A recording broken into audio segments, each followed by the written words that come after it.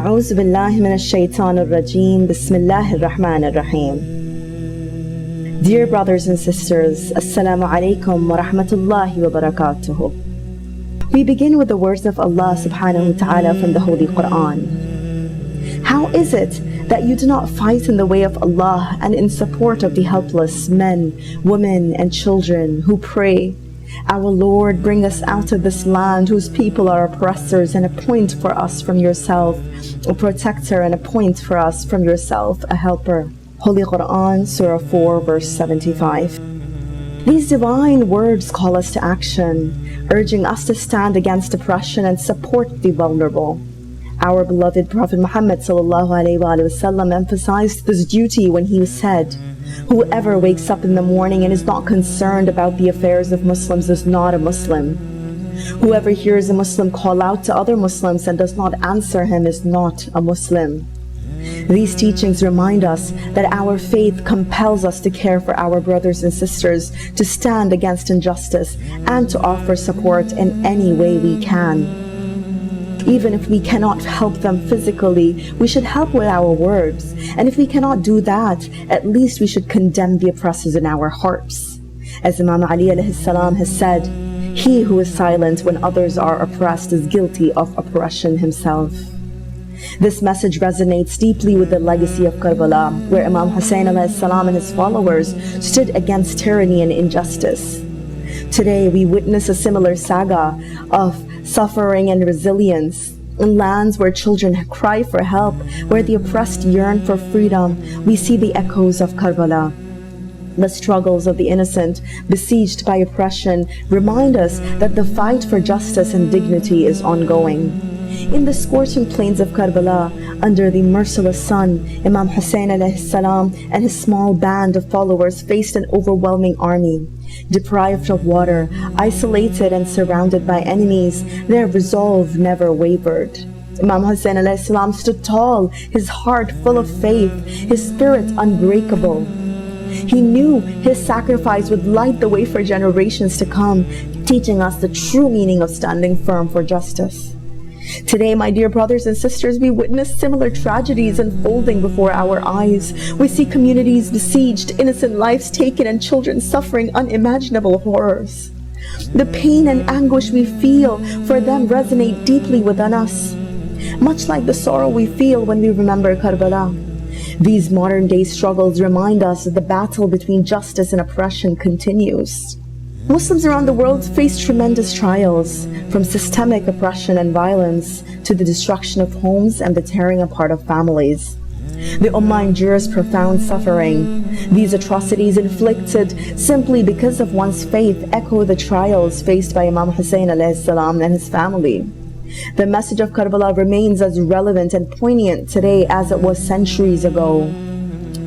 The oppressor's cruelty knows no bounds. We hear harrowing stories of tactics so deceitful and satanic that they defy comprehension. Recently, a drone was used to mimic the crying of a baby, luring compassionate Muslims to what they thought was an innocent child in distress. Those who approached to help were met with the drone's lethal fire.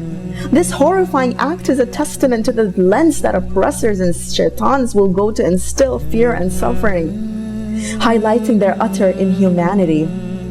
How do we navigate these challenges, dear brothers and sisters? The lessons of Karbala guide us.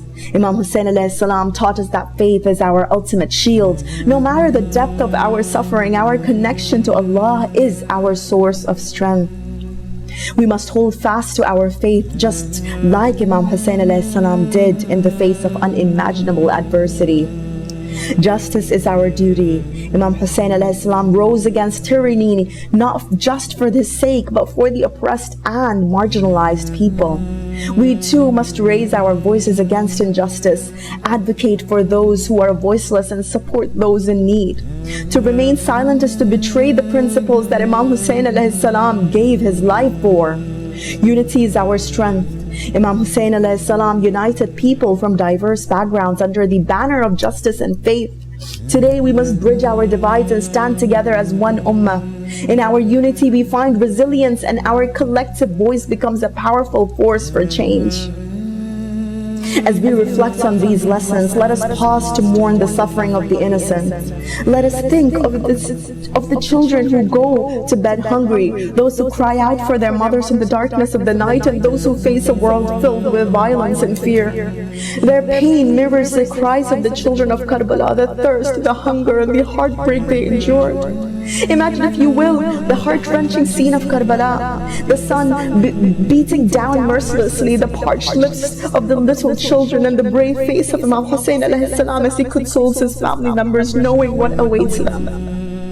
Think of Sayyidah Zainab, witnessing her beloved family fall one by one, and her heart breaking, yet her spirit unyielding, saying that she can see nothing but the beauty of Allah. Let us remember the innocent Bibi Sakina, Sayyidah Sakina, the young daughter of Imam Hussein alayhi salam. Picture her tender hands tugging at her father's chest, asking for water, her innocent eyes filled with confusion and pain when she saw the lifeless body of her father. How her world must have shattered. The cries of Baba, Baba still echo in our hearts, a testament to her unfathomable grief. And what of Ali al-Asghar alayhi salam, the 6-month-old infant who died of thirst in the arms of his father? Imagine Imam Hussein alayhi salam holding his parched and innocent son up to the sky, pleading for a drop of water. The silence of the heavens and the heartlessness of the enemies who answered with an arrow instead of compassion is a pain that resonates with every parent. Ali al-Asghar alayhi salam's death epitomizes the cruelty faced by the most innocent amongst us.